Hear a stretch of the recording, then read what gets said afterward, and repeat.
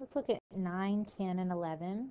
For number 9, we're going to use the given sets and determine whether the statement is true or false. So for the first one, let's look at, is the set that contains 5, is that a subset of set D?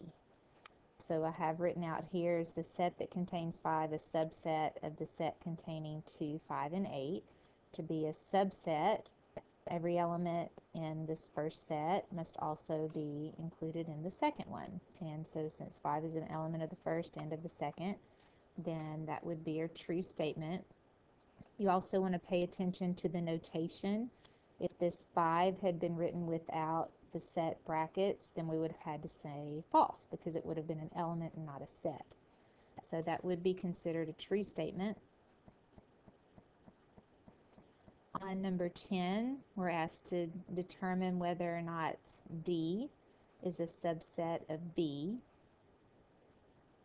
So from the definitions above, the question is the set that contains 2, 5, and 8 a subset of the set that contains 5, 6, 7, and 8?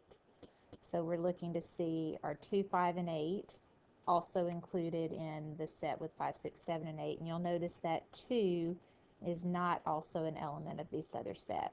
So for a subset, the definition is all of these elements should also be included in the other set. So that would have to be false since 2 is not an element of B.